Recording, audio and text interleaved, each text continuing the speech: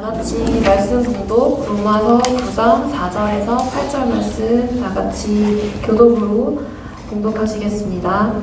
그들은 이스라엘 사람이라 그들에게는 양자됨과 영광과 언약들과 율법을 세우신 것 같이 예배와 약속들이 있고 조상들도 그들의 것이요 육신으로 하면 그리스도가 그들에게서 나셨으니 그는 만물 위에 계셔서 세세 찬양을 받으실 하나님이시니라. 아멘. 그러나 하나님의 말씀이 폐하여진 것 같지 않도다.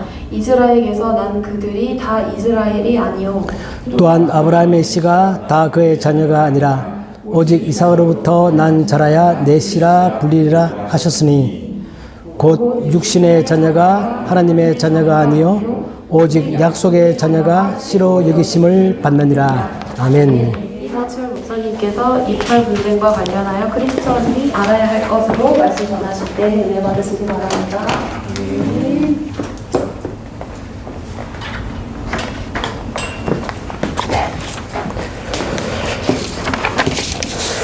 안녕하세요.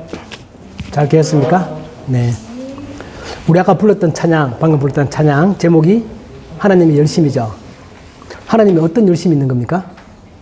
하나님의 열심.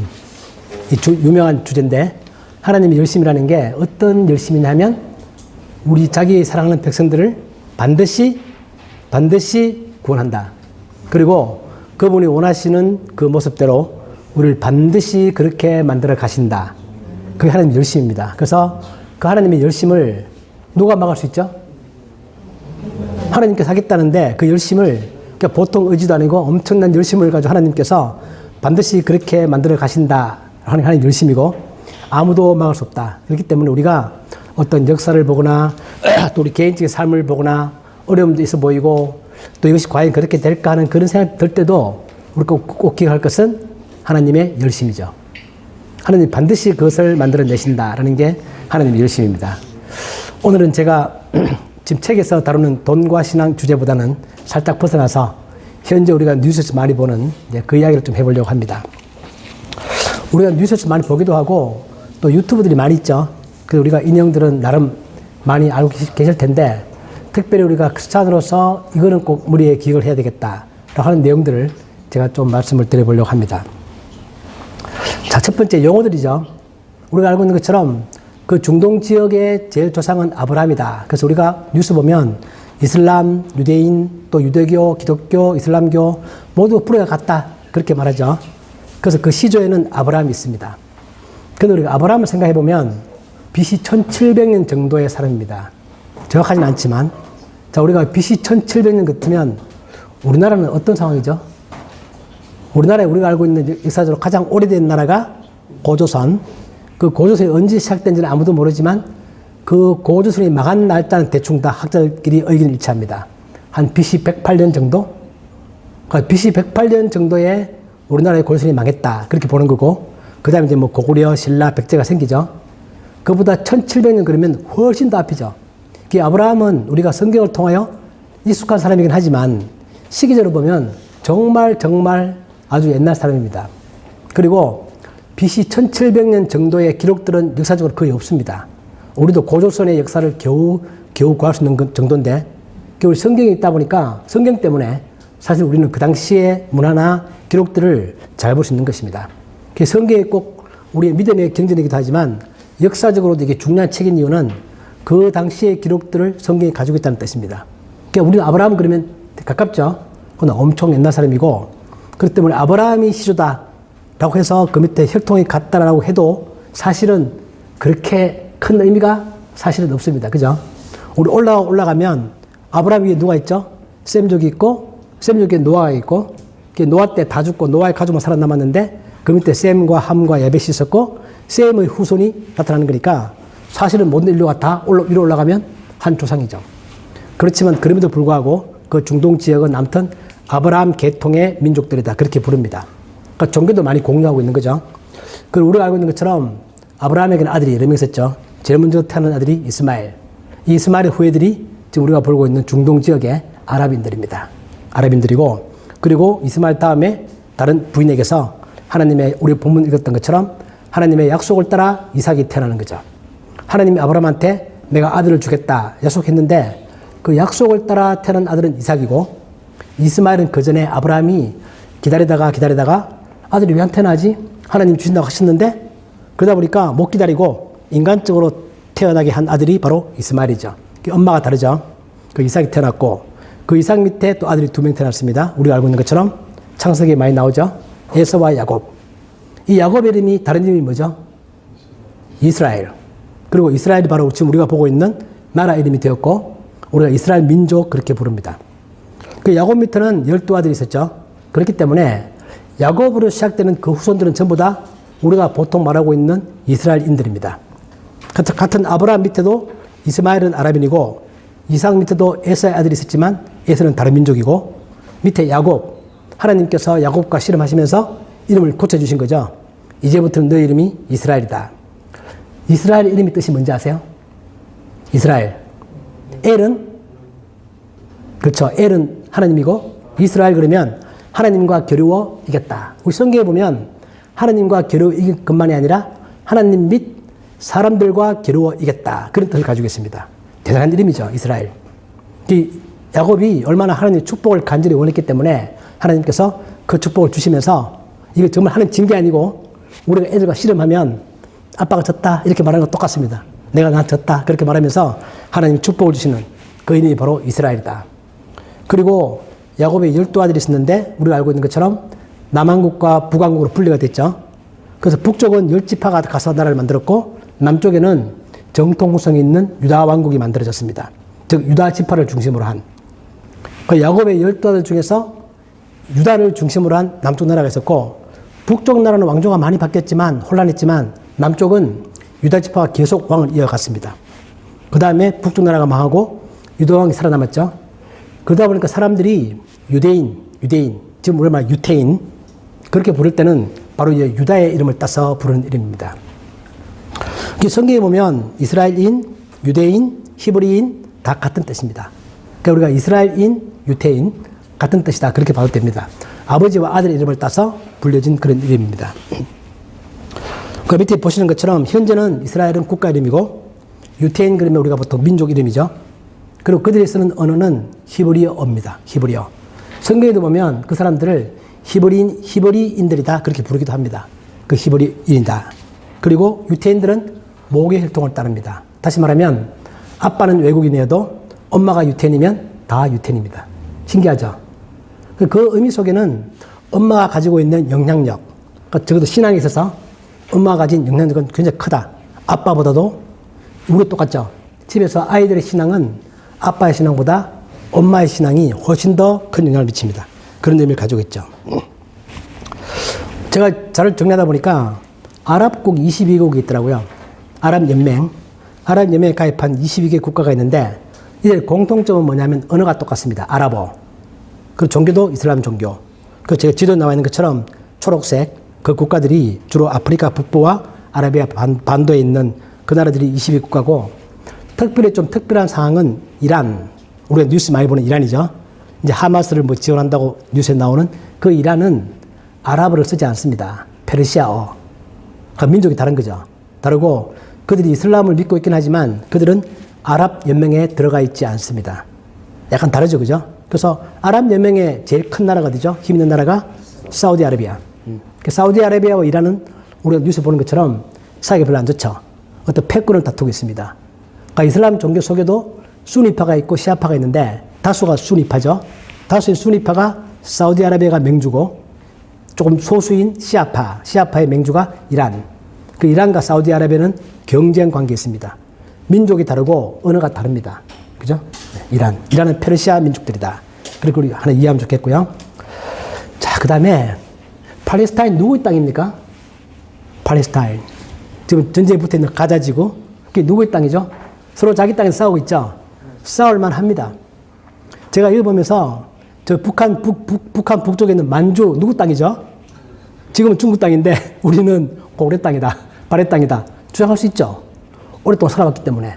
똑같습니다. 제가 정리해보면 자, 아브라함이 BC 1700년에 그 지역으로 이주를 했고 하나님이 가라 그렇게 말씀하셔서 갔고 그 다음에 이제 500년 동안은 그들이 애굽을 요셉을 따라서 이집트에 내려가 있다가 모세를 따라서 여호수아를 따라서 다시 나와서 그 지역을 정복하죠.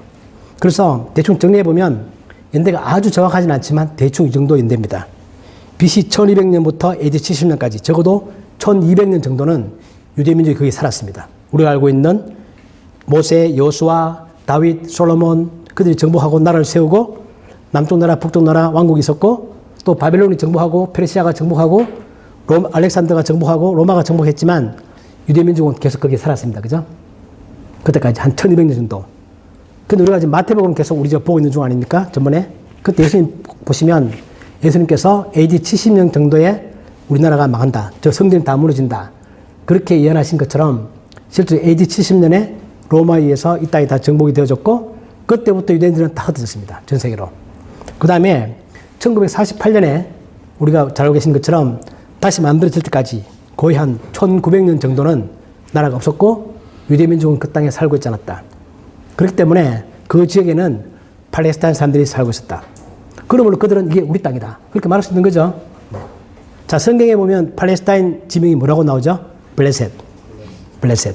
영어 성경에 보시면 블레셋은 필리스틴. 그래서 팔레스타인과 같은 지역 사람들입니다.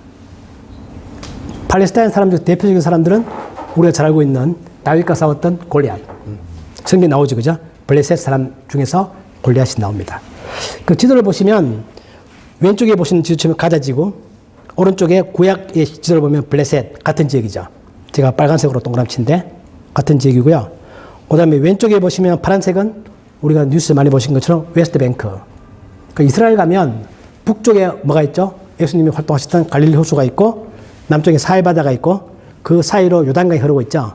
그 요단강의 왼쪽 지역, 현재 요르단 수속이고 그걸 우리가 웨스트뱅크라고 부릅니다. 거기에 팔레스타인 자치정부가 있고 팔레스타인 자치정부는 전 세계로 인정하고 있는 공식 국가이지만 가자 지구인 하마스는 공식 국가는 아니죠. 그 뉴스에 많이 보는 바입니다. 근데 하마스가 이제 지금 전쟁을 일으킨 거죠. 지역을 보면 너무 똑같습니다. 그러니까 우리가 지금 제가 뉴스 볼 때마다 구약의 지명이 계속 생각나면서 그게 재밌는 거죠. 아, 여기서 계속 이렇게 옛날부터 다윗과 골리앗 싸움 이후에 계속 전쟁이 일어나고 있구나. 그 생각이 듭니다. 이스라엘과 아랍은 관계가 나쁘지 않습니다. 1948년에 처음 이스라엘 생기고 난 다음에는 우리가 알고 있는 것처럼 전쟁이 엄청 많이 일어났죠. 지금은 화해를 많이 하고 있고 같이 잘 살자. 그렇게 되고 있고 공존하자. 그런 분위기가 굉장히 많이 되어 있습니다. 제가 찾아보니까 그전 협정이 몇 번 있었는데 최근 협정이 아브라함 협정 그렇게 부르더라고요. 우리 다 같이 아브라함 후손들 아니냐. 그 2020년에 협정을 맺어서 바레인, 아랍에미레이트, 두바이가 있는 아랍에미레이트하고 수교를 하고 지금 최근에 뉴스 보면 사우디아라비아하고 이스라엘이 수교를 하려고 하고 있는 거죠. 그걸 누가 싫어하느냐? 이란이 싫어하고 하마스가 싫어합니다. 그러니까 저는 이렇겠다라고 이제 보통 그렇게 해석들 하더라고요. 그 지금 사우디아라비아와 이란은 경쟁 관계에 있고 그 제가 이번 기회에 이스라엘이 뭐 먹고 사나 찾아봤는데 재밌는 것은 뭐냐면 이스라엘 수출을 많이 하는데 그 수출 중에서 제일 많이 찾아가는 비중이 뭐냐면 다이아몬드 가공한 거를 많이 하더라고요. 미국이 많이 수출하고 엄청 고가에. 그러니까 전 세계에서 다이아몬드를 가공한 아주 좋은 제품들을 이스라엘 수출을 많이 합니다. 그러니까 전쟁 때는 수출 그거 안 하면 되죠. 그런 것도 있는데 또 재밌는 것은 뭐냐면 무기도 수출 꽤 많이 해요. 이스라엘이. 수입도 많이 하지만 또 수출도 많이 합니다. 어디로 주로 하는 거냐면 다른 나라도 많이 하지만 아랍 연맹 속에 있는 바레인, 아랍에미리트에도 또 무기를 수출합니다. 그죠? 재밌죠? 그러니까 전 세계로 보면 이스라엘이 무기 수출 12국가다. 한국이 지금 8위 국가 좀 되고 한국은 점점 올라오고 있죠. 최근 뉴스 보면 한국은 벌써 4위까지 가려고 하는 엄청난 무기 수출 대국이 됐죠. 그런 식으로 있고 이스라엘이 비공식적이지만 핵 보유국이다. 그 사막에, 네게브 사막에 핵 무기가 많대요. 숨겨놨대, 전부 다 이렇게. 아무튼 그런 식으로 그 전쟁의 화해권인 것은 사실입니다. 자, 근데 우리가 이제 요거는 이제 서론이고, 자, 우리가 그 지역에서 분쟁이 일어나고 있는 게 타입이 잘 안 되는 이유는 근본적으로 종교적 문제가 있는 거죠. 그러니까 우리가 꼭 기억할 것은 뭐냐면 유대교, 그 다음에 기독교가 AD 30년 예수님의 탄생으로 시작됐고, 그 다음에 이슬람교는 그때부터 한 600년 정도 뒤에 마호메트, 우리 학교에서 배울 때는 마호메트를 배웠는데 최근에 공식 이름은 무함마드더라고요. 그 사람으로 시작된 이슬람교, 세 개의 종교가 있는데 이 세 개의 종교의 공통점이 무엇이며 차이점이 무엇인가를 한번 제가 정리를 해보고 싶었습니다. 자, 공통점은 뭐죠? 똑같이 유일신을 믿고 있다.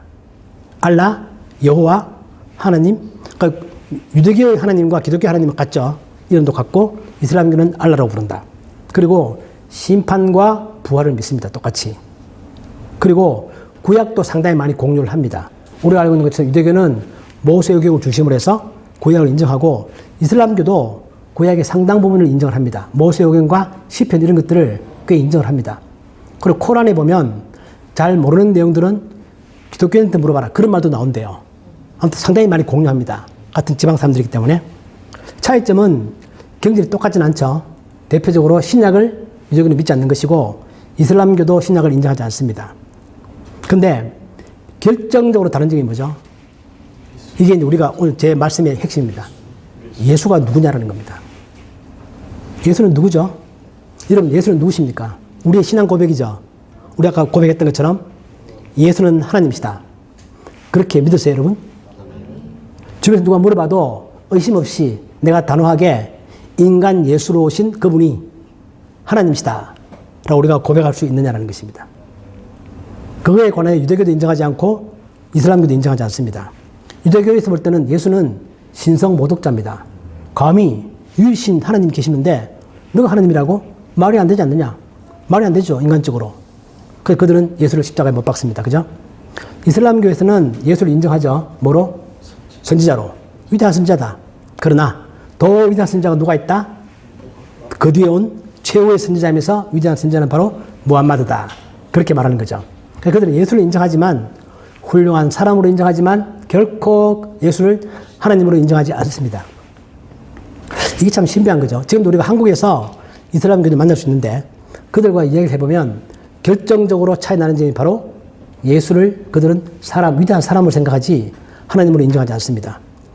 그건 믿지 않는 모든 사람 다 똑같죠. 지금 우리가 보면 종교 없는 사람들도 똑같이 예수를 인정합니다. 사람으로서, 위대한 사람으로서. 그러나 예수가 하나님이냐? 라는 문제에 대해서는 그들은 인정하지 않습니다. 그러니까 이 교리는 어쩔 수 없이 삼위일체로 간다는 뜻입니다. 삼위일체. 이 삼위일체라는 단어는 성경에 안 나오는 단어죠.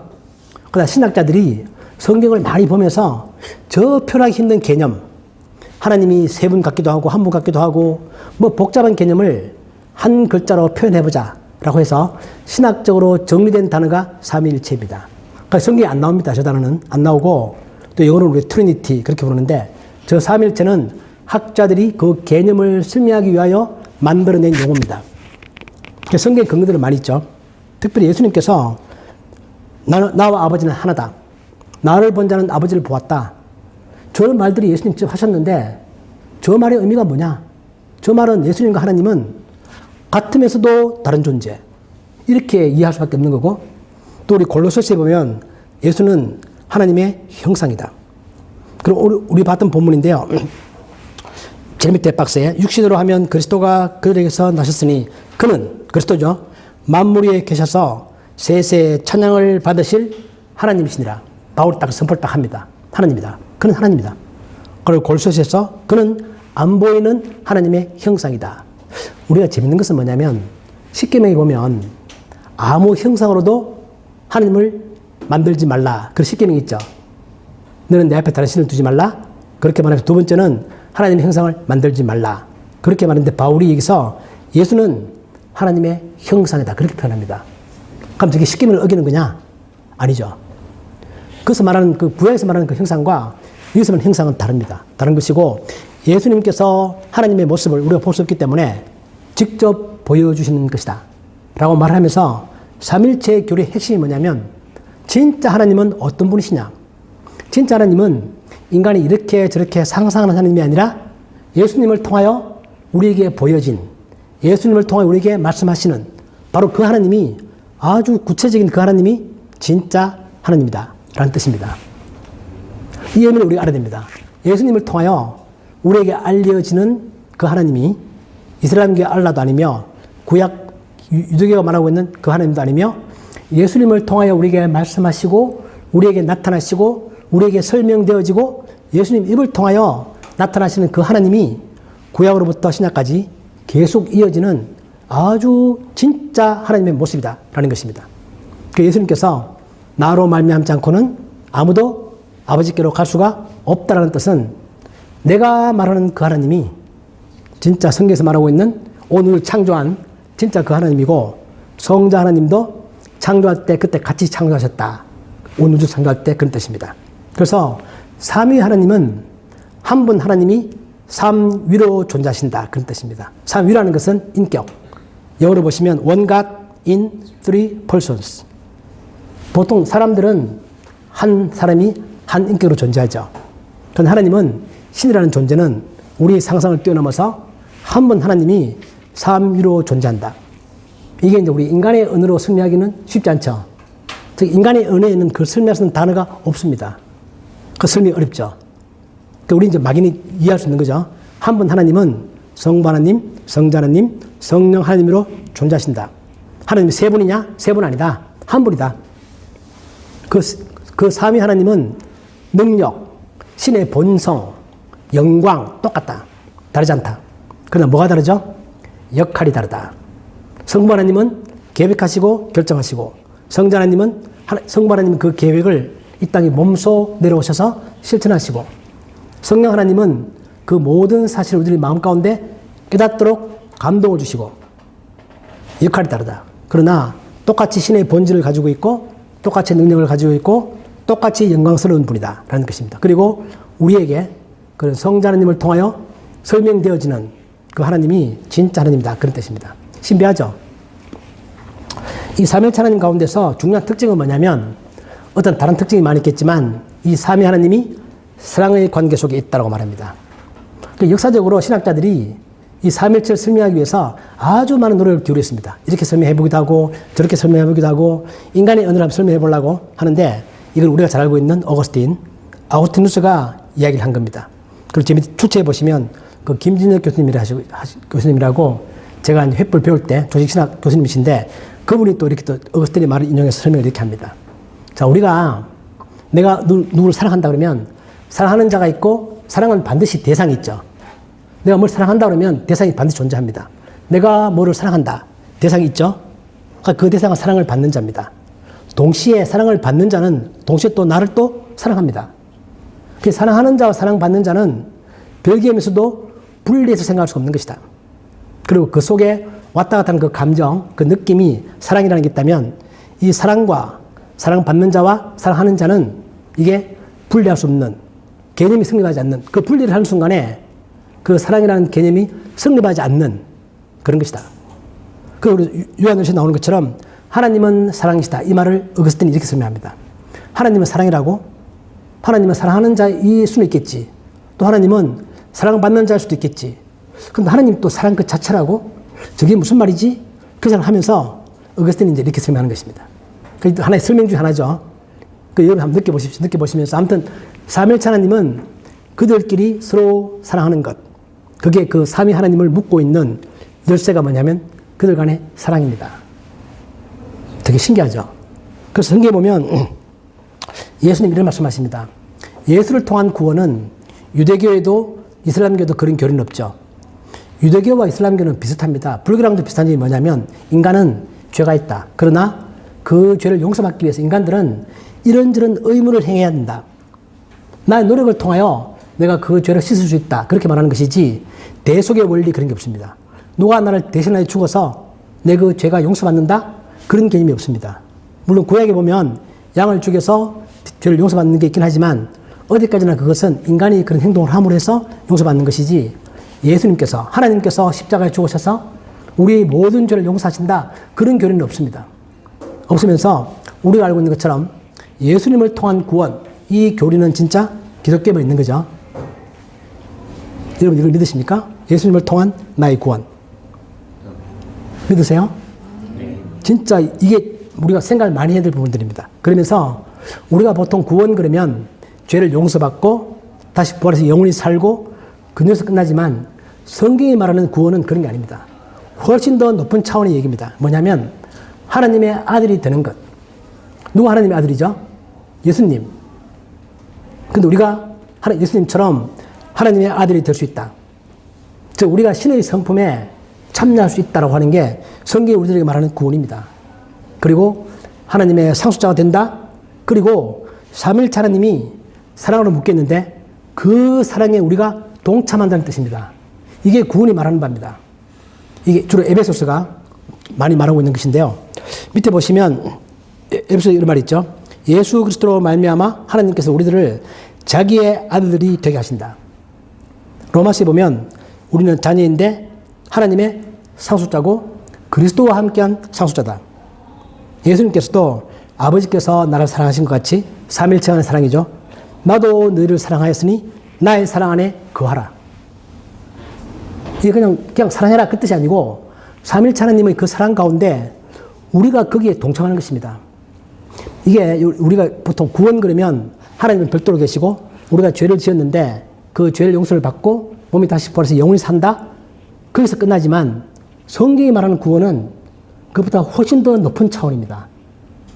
신의 성품에 참여하는 것이고 삼일체 하나님의 그 사랑 안에 우리가 들어가는 것이고 그래서 바울은 이 구원이라는 것이 얼마나 놀라운 비밀인가. 그렇게 계속해서 설명하고 있는데 우리가 성경을 읽다 보면 그런 것들 특히 성경 구절구절에 나타나 있고 특히 에베소서에 그런 말들이 많이 나타나 있습니다. 신의 성품에 참여한다. 그 어떤 생각이 우리가 신이 되는 것인가?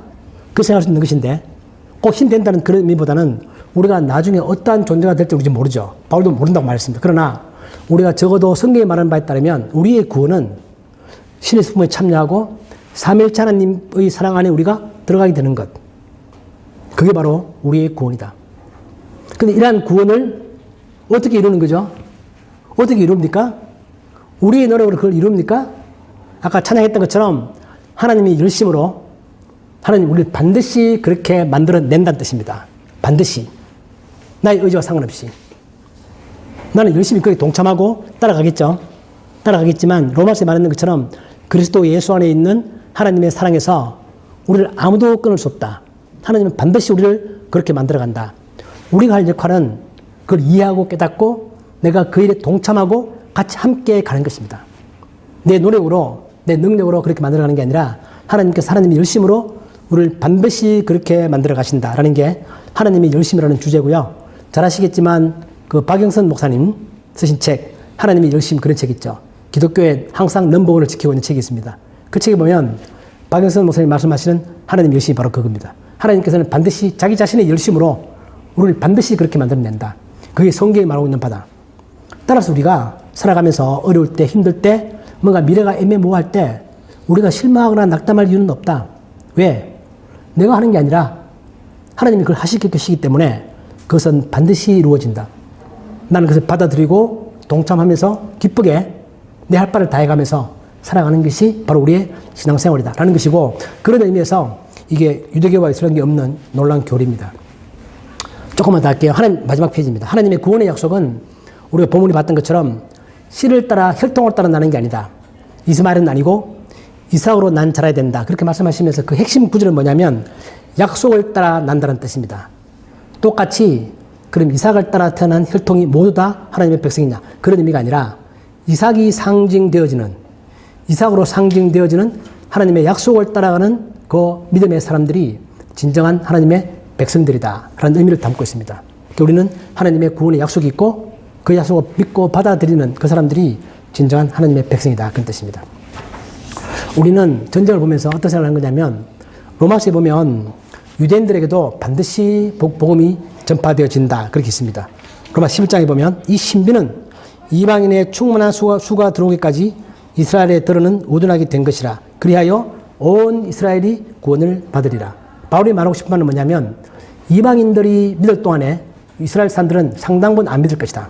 그러나 때가 되면 반드시 복음이 전파될 것이고 100% 완벽한 이스라엘 사람들은 아니겠지만 그 이스라엘 모든 민족에게 다 복음이 전거되어지고 그것도 똑같이 원래 혈통적으로 하나님을 믿는 백성이만큼 예수 그리스도를 믿게 되는 그 사람들이 많이 나타나게 될 것이다. 성경의 예언이고요. 그건 반드시 이루어집니다. 하나님의 열심으로. 지금 위에 보시면 기독교의 수가 되게 작죠. 2%. 그러니까 이스라엘 내에서 유대교가 제일 많고 이슬람교도 꽤 많이 있습니다. 17%. 그러니까 지금 이스라엘 나라 속에 이슬람 사람들이 많이 들어와 있고 그들이 믿는 종교는 현재 법적으로 허용되어 있습니다. 이스라엘 내에서. 법적으로 탄압하지 않습니다. 그러나 기독교는 되게 작죠. 그런데 예수를 믿는 유대인, 우리가 메시아닉 주라고 그러는데 그 사람들은 지금 계속 증가하고 있다. 또한 이슬람인들도 전 세계적으로 많이 늘어나고 있죠. 우리나라에 많이 들어와 있고 그들은 산화 제한하지 않습니다. 인구가 많이 늘고 있어서 우리나라에 많은데 그들에게도 상당수가 지금 기독교로 많이 개종을 하고 있다. 그들은 이슬람교의 교를 믿다가 기독교의 교를 아는 순간에 그 은혜로운 그 복음에 대해서 마음이 열리는 것입니다. 제가 신학교 다닐 때에도 우리 클래스메이트 중에서 한 명 있었습니다. 이슬람교에 있다가 그 회심한 있었는데 그 친구 얘기 들어보면 이슬람교에서 따르는 그 율법의 행위, 종교적 신앙 행위, 그의 부담, 그러고 있다가 기독교의 내용을 들어보면 정말 복음이라는 느낌이 드는데, 복음. 우리는 너무 편해서 복음이 복음 같지 않은데 그들은 매일 해마다 지켜야 되는 그 의무적 행동들, 그걸 지키고 있다가 복음을 듣는 순간에 이거 정말 복음이라는 의미 자체를 깨닫는데요. 정말 기쁜 소식이다, 이거. 예수님께서 십자가에 죽으시고 내가 그걸 믿음으로 해서 하나님 백성이 되고 하나님께서 열심으로 반드시 나를 우리가 아까 말했던 그 구원으로 이끌어 가신다는 사실을 믿고 받아들이는 순간에 진정한 구원은 여기 있다라는 생각을 하는 거죠. 우리는 한국에 들어와 있는 이스라엘 사람을 만날 때 또는 유대인을 가끔 만나게 되면 이런 복음의 내용들을 확신을 가지고 그들에게 전할 수 있는 그런 기회를 주십사고 기도해야 되고, 지금 전쟁은 당연히 정치인 것이니까 빨리 잠잠해지길 바라고 같이 평화롭게 살면서 진정한 투쟁은 거기에 있는 게 아니죠. 그런 마음을 가지고 살아가는 게 우리가 이 전쟁을 바라보면서 우리가 깨달아야 되는 진정한 진리다, 그 생각이 듭니다. 그런 마음을 가지시고 한번 우리가 뉴스를 열심히 보시면서 기도하면서 그렇게 살아가겠으면 좋겠습니다. 아멘. 아버지 하나님, 우리가 이스라엘의 28 분쟁을 보면서 하나님의 역사가 어떻게 이루어지고 있는 것인가를 깨닫기를 원합니다. 하나님의 큰 승리 가운데서 역사가 흘러가고 있고 그 역사 가운데서 하나님이 원하시는 하나님의 백성들이 구원받는 그 역사의 흐름을 우리가 눈으로 보고 체험하며 또한 그것을 위해 기도하며 살아가기를 원합니다. 하나님, 그 지역의 분쟁이 하루빨리 속히 잠잠해지기를 원하며 유대인과 이슬람 교인들에게 하나님의 복음의 메시지가 잘 증거될 수 있도록 하나님께서 역사하여 주옵소서. 예수님의 이름으로 기도하옵나이다. 아멘.